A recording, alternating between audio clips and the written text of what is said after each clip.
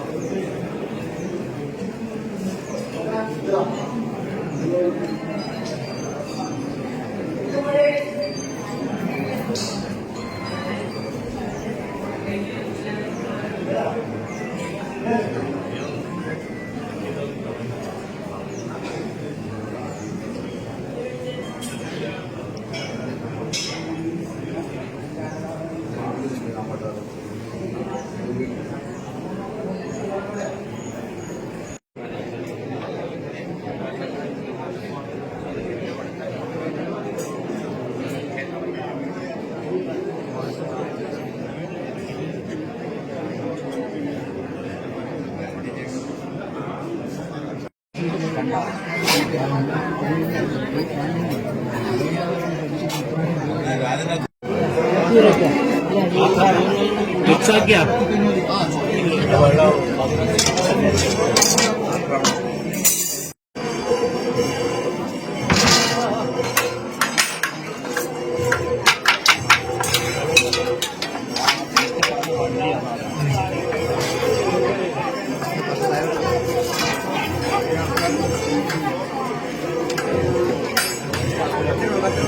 अच्छे नहीं आती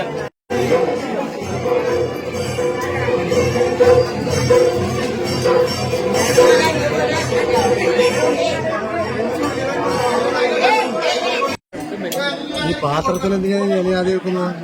എല്ലാവരും പാത്രത്തിൽ ഇലയാണ്. അതതിന്റെ പ്രശ്നം.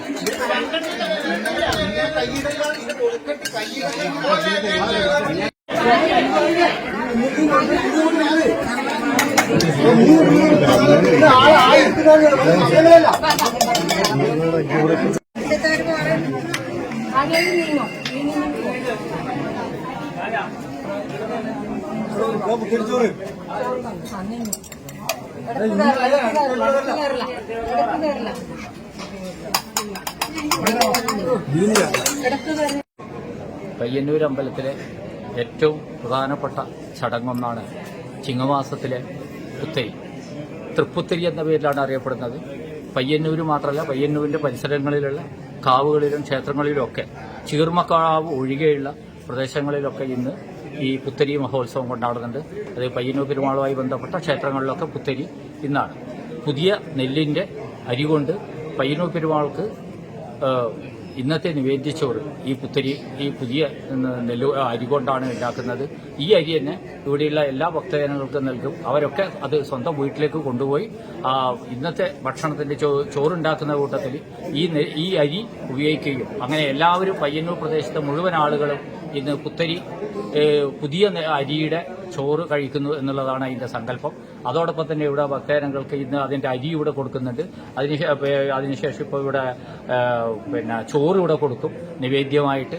അതിനുശേഷം പുത്തരിക്ക് പ്രത്യേകമായി ഉണ്ടാക്കുന്ന 11ഓളം വിഭവങ്ങൾ ചേർത്തുള്ള ആഘ്രാണം എന്ന് പറയുന്ന ഒരു പ്രത്യേക തരത്തിലുള്ള ഒരു സാധനമുണ്ട്. അതിൻ്റെ ഒരു പ്രത്യേക കൂട്ടാണ്, അതിൻ്റെ ഒരു പ്രത്യേക ടേസ്റ്റാണ്, അതിന് പ്രത്യേക ഒരു മധുരമാണ്. അതിനു വേണ്ടിയിട്ടാണ് ഇവിടുന്ന് ഇപ്പോൾ ഈ കാണുന്ന ഭക്തജനങ്ങളൊക്കെ ഇവിടെ തടിച്ചുകൂടിയിരിക്കുന്നത്. ആ പുതിയ അരിയുടെ ചോറും ആ ആഘ്രാണവും അവർ ഇവിടുന്ന് കഴിച്ചതിന് ശേഷം വീട്ടിലേക്ക് കൊണ്ടുപോയും ഈ ആഘ്രാണം എന്ന് പറയുന്നത് എല്ലാവരും ഇന്ന് വീട്ടിൽ ആഘ്രാണം കൂട്ടി വെച്ചിട്ടുണ്ടാവും. അപ്പോൾ ഈ അമ്പലത്തിന്റെ ഈ സമയത്തിന് ശേഷം ഈ ആഘ്രാണം അതിലും കൂടി ചേർത്ത് ആ ക്ഷേത്രത്തിലെ മൊത്തം ഇന്ന് കഴിക്കുന്ന ആ ആഘ്രാണം കൂടി മനസ്സിൽ കണ്ടുകൊണ്ടാണ് ഇന്ന് ഇവിടുത്തെ ഈ പുത്തരി ചോറ് കഴിക്കുന്നത്. മറ്റിവിടുത്തെ ഒരുപാട് ഈ പുത്തരി തൊട്ട് ഒരുപാട് പ്രത്യേകതകളുണ്ട്. ഇന്നിത് ഇവിടുന്ന് നമുക്ക് തൊട്ടക്കടന്ന് ഈ വടക്ക് ഭാഗത്ത് ഉള്ള ഈ അറയിൽ വെച്ച് ഇന്നിവിടെ ചോറുണ്ടാക്കുന്നത് പുതിയ നെല്ലുകൊണ്ട് മറ്റ് ഈ ഉണക്കലരിയാണ് ഉണ്ടാക്കുന്നത്. നിവേദ്യത്തിന് ഉണ്ടാക്കുന്നെങ്കിൽ 5 ഇടങ്ങാഴി അരിയുടെ ചോറ് ഇതിനകത്ത് വെക്കുന്നുണ്ട്. അത് പുതിയ നെല്ല് പുഴുങ്ങിയിട്ടുണ്ടാക്കുന്ന നമ്മുടെ സാധാരണ ചോറാണ്. അത് ഇവിടെ മുമ്പ് താമസിച്ചിരുന്ന ഒരു സ്ത്രീ ഉണ്ടായിരുന്നു. ക്ഷേത്ര നമ്മുടെ മൈതാനത്തിന്റെ തൊട്ട തെക്ക് ഭാഗത്ത് കുന്നരൂരിൽ നിന്ന് വന്ന ഒരു സ്ത്രീയായിരുന്നു. അത് ഇവിടെ ഈ ക്ഷേത്രങ്ങളുടെ കാക്കേനോ അങ്ങനെയുള്ള ചടങ്ങുകളൊക്കെ. അതുമാത്രമല്ല ഈ ആഘ്രാണത്തിൽ ചേർക്കാനുള്ള ചില പ്രത്യേക സാധനങ്ങൾ, പുത്തരിച്ചുണ്ടെന്ന തവരച്ചപ്പ്, അതുപോലെ ഇതിന് ചോറിന് കിട്ടുന്ന ഒരു വള്ളി, ഇതൊക്കെ അവരുടെ അവകാശമാണ്. ഇന്നും ആ വീട്ടുകാർ അതിവിടെ കൊണ്ടുവരുന്നുണ്ട്. അപ്പോൾ ക്ഷേത്രത്തിലെ ഈ 365 ദിവസങ്ങളിൽ ഒരൊറ്റ ദിവസമാണ് ഇതിനകത്ത് ഈ ഗ്രാമപ്പിള്ള വന്ന് അരി വെക്കുകയും അത് ചോറാക്കി അത് ആ കുടുംബത്തിന് അവകാശപ്പെട്ടതാണ്. അത് ഇന്നും അത് വളരെ, അതായത് പയ്യന്നൂർ അമ്പലത്തിലെ എല്ലാ ക്ഷേത്ര ചടങ്ങുകളും വളരെ വ്യക്തവും സുതാര്യമായിട്ട് ഇന്നും നടന്നുകൊണ്ടിരിക്കുന്നത് എന്നുള്ള എൻ്റെ ഏറ്റവും വലിയ ഒരു തെളിവാണ് ഈ പുത്തരിയും അതുമായിട്ടുള്ള മറ്റ് ചടങ്ങുകൾ.